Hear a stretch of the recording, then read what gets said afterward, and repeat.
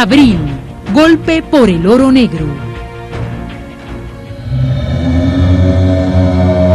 Durante decenas de años, Estados Unidos controló el petróleo venezolano, una de las mayores reservas del mundo.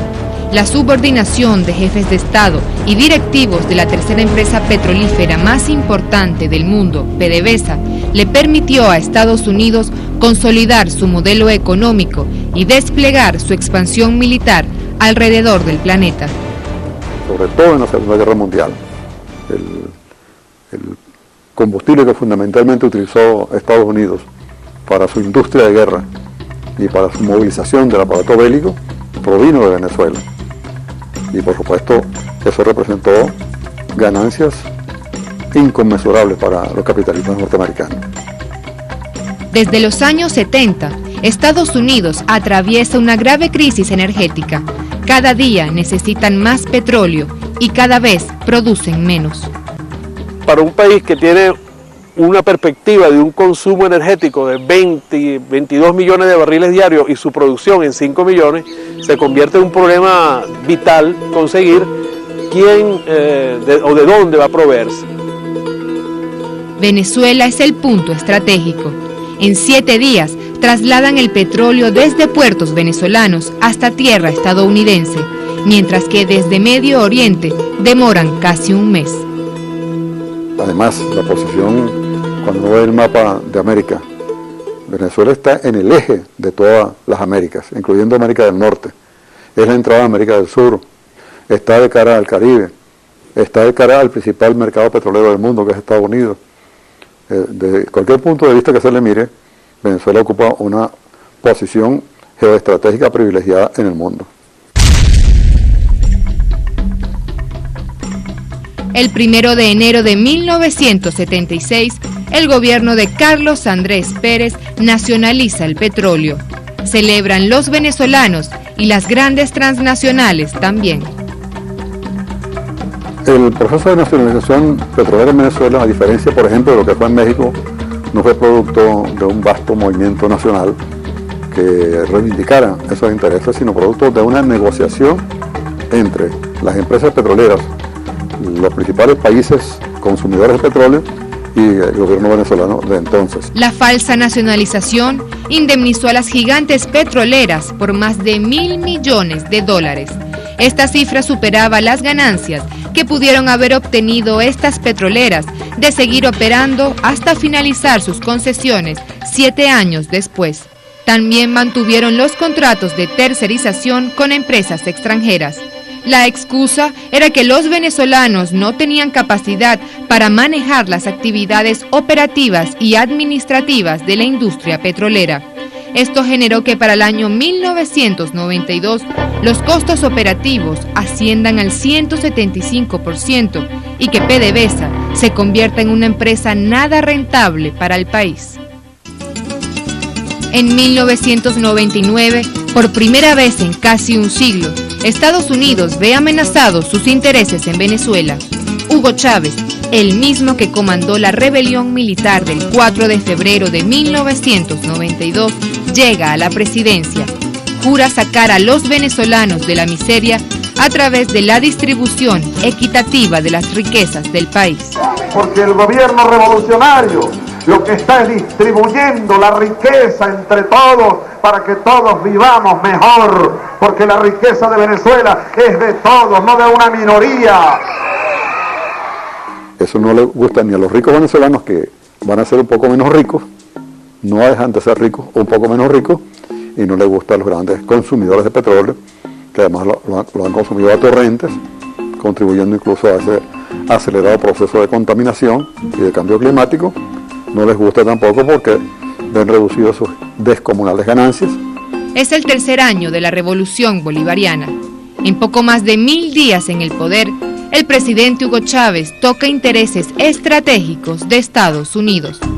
Se opone al área de libre comercio, rechaza públicamente la invasión de Estados Unidos a Afganistán, reactiva la Organización de Países Exportadores de Petróleo y mediante una ley habilitante logra una nueva legislación sobre los hidrocarburos que incrementó de 16 a 30% las regalías a las transnacionales por explotar petróleo venezolano y fijó en 51% la participación mínima del Estado con empresas extranjeras. La entrada del presidente Hugo Chávez Frías representaba una amenaza para los Estados Unidos. Cuando se ratifica que la intención del gobierno nacional es de recuperar renta, de tener un control y un dominio sobre los recursos naturales, de allí pues se viene la declaración de absoluta intransigencia hasta que no se derrocara al régimen del presidente Chávez. El 7 de abril de 2002, el presidente Chávez despide a 7 gerentes de la nómina mayor de PDVSA por instigación pública para suspender el trabajo. Señor Chávez, esa carta que usted leyó de despido a los trabajadores petroleros venezolanos, estamos muy cerca, relativamente cerca, para que el pueblo de Venezuela le entregue una carta definitivamente para despedirlo por irresponsable frente al país, frente a los trabajadores. Y si usted, señor presidente de la República, no se atreve a venir aquí a entregarme la carta de despido, dígalo y doy un paso adelante y voy a Miraflores.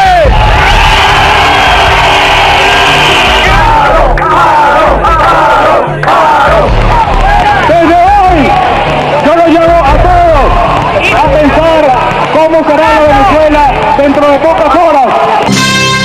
Esta es una transmisión del Ministerio de la Secretaría de la Presidencia de la República Bolivariana de Venezuela, conjuntamente con la Red Nacional de Radio y Televisión.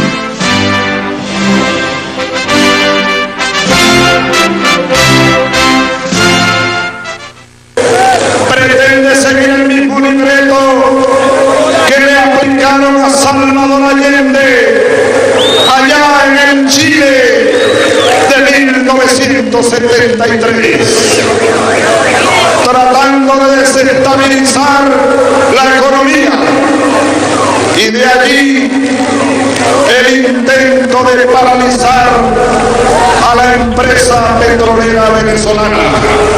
Tenemos que venir acá a hacer presencia en defensa de PDVSA acá en Cuao.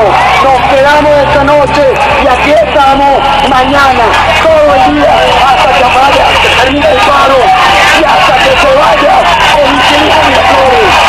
Ustedes han escuchado la propuesta, permanecer aquí en la noche y quedarse mañana también para presionar de alguna manera lo que es la exigencia que ellos están haciendo, que es la salida del presidente de la República, de la primera magistratura nacional.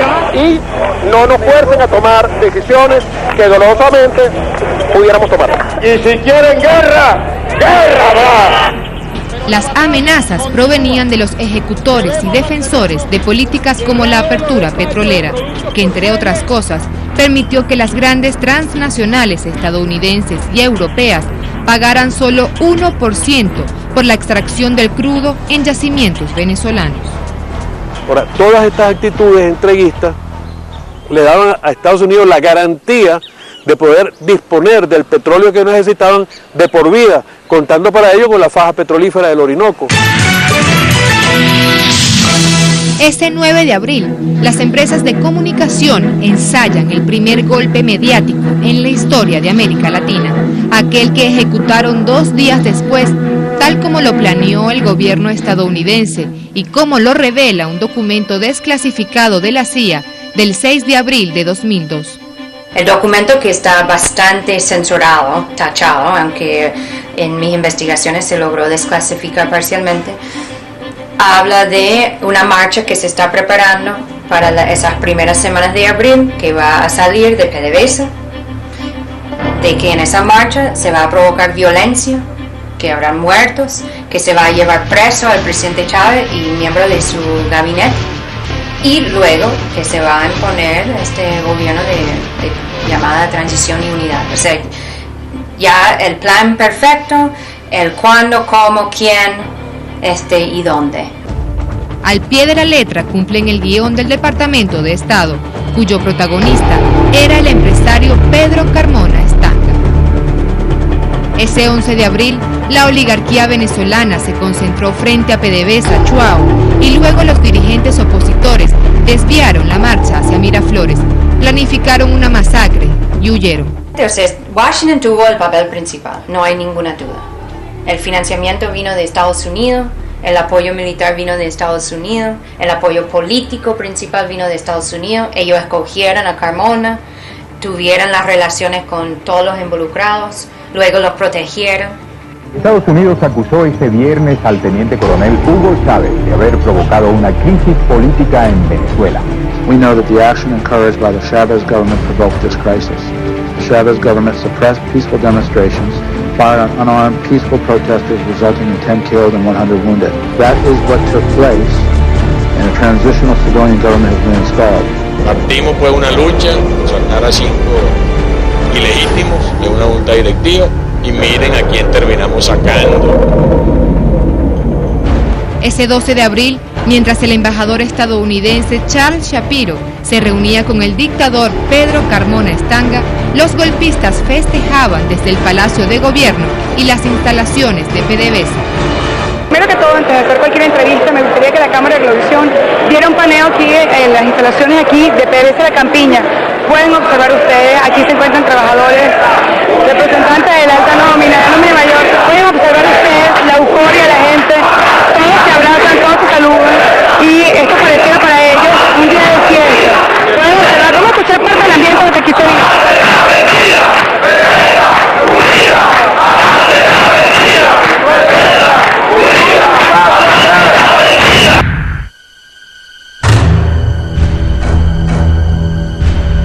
El festín apenas les duró unas 48 horas. El pueblo venezolano y las Fuerzas Armadas lograron algo inédito en la historia mundial: rescatar a un presidente secuestrado y regresarlo al cargo que democráticamente el pueblo le dio.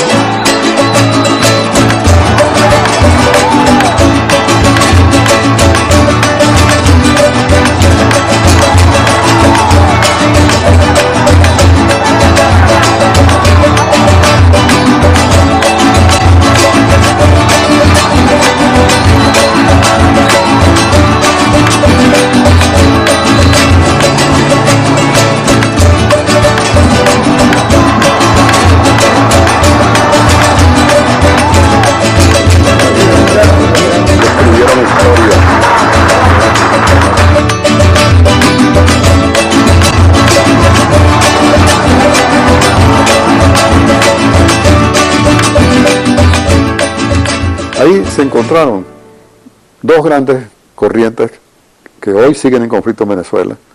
La corriente de la gente que quiere apropiarse de los beneficios que genera el petróleo y la corriente popular que ha sentido que con este gobierno ha sido ampliamente favorecido. El golpe de Estado de 2002 representó la consolidación de la revolución bolivariana. En 2003 se da una real nacionalización de los hidrocarburos, lo que permite ejercer plena soberanía sobre los yacimientos de petróleo y gas. Durante los gobiernos de la Cuarta República, de cada $100 por ingresos de la venta petrolera, solo 16 quedaban en el país. Hoy, con la revolución bolivariana, de cada $100, 80 van para la nación y se invierten en obras de infraestructura, educación y salud para garantizarle una vida más digna y justa a quienes históricamente fueron excluidos.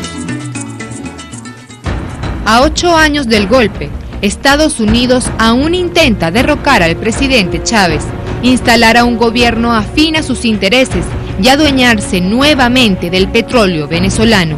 Ahora su estrategia desestabilizadora se despliega desde Colombia y a través de distintas tácticas. La agresión diplomática, mediática, todo lo que sale a través del ámbito público, que su objetivo es acondicionar a la opinión pública para aceptar cualquier agresión. Y lo otro son las acciones militares. Entre la acción militar tradicional, las bases militares, los buques de guerra, los submarinos, los aviones no tripulados, así amenazas por todos lados, que visibles, y otros que son más invisibles, y de igual manera son operaciones militares, el uso de paramilitares para crear clima de violencia, exportado lamentablemente a Colombia. Según datos publicados por el propio Servicio Geológico de Estados Unidos, la faja petrolífera del Orinoco contiene 513.000 millones de barriles de petróleo extraíbles, más que cualquier otro país de la OPEP. Se estima que en los próximos 50 años, Venezuela será el único país del hemisferio occidental que podrá exportar petróleo. Por su parte, Estados Unidos, que consume 25% del crudo mundial, tendrá que importar cada vez más petróleo para poder garantizar la supervivencia de su modelo político y económico. La guerra contra la revolución bolivariana está declarada. El derrocamiento de Cipriano Castro, el derrocamiento de Isaías Mena Angarita, el derrocamiento de Hugo Chávez demuestran que esto no es un problema de personas, esto es un problema de intereses en juego. Las grandes transnacionales quieren apropiarse de la renta y no quieren que los países dueños del petróleo se queden con ella. Y esa es la batalla que hay. Para que eso no se dé, dan golpes de Estado, invasiones, y hoy todavía están dispuestos a cualquier cosa con el fin de impedir que el dinero del petróleo se quede en Venezuela. No entienden que es el clamor del pueblo, no entienden, o sea, el imperio no llega a entender, ni quiere entender, que es un pueblo levantado, despierto, lleno de conciencia y de dignidad. A 200 años de la independencia de Venezuela, el pueblo de Bolívar aún lucha por su liberación definitiva.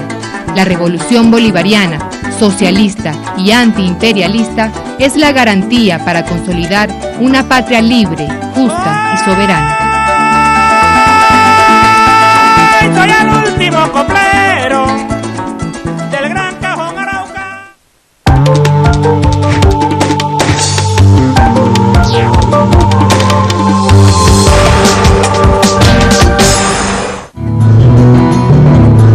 De lo que fue el golpe de Estado, que fue un pueblo engañado por estos mal llamados dirigentes cuartistas que llevaron a una marcha y después desviando esa marcha, llevándola con la visión de tumbar el gobierno, con la visión de provocar muertos, para que así le apliquen a nuestra patria, a nuestro país Venezuela, le apliquen la Carta Americana, que a las 1:30 de la mañana se lo sacaron secuestrado, preso, de ahí de Miraflores.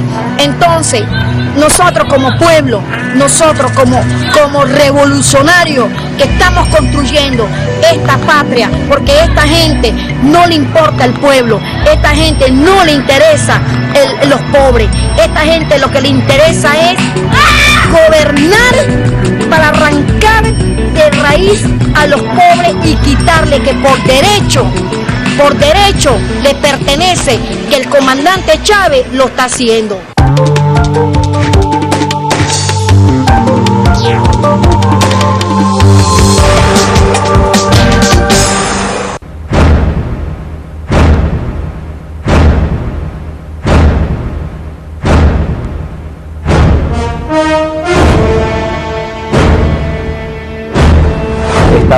Estábamos en el estudio 3. En el estudio 3, no sé si ustedes podrán recordar aquel periodista que llegó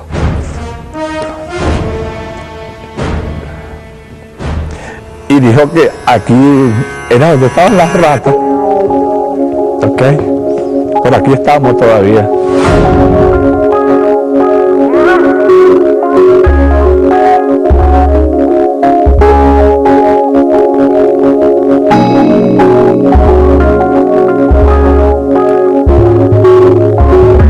Confesar, yo esto lo he dicho, creo que nunca lo he dicho públicamente, pero a mí me engañaron los medios. Acompáñenos a reconstruir la historia del secuestro de un presidente. Esta noche, a la 1 de la madrugada por Venezolana de Televisión.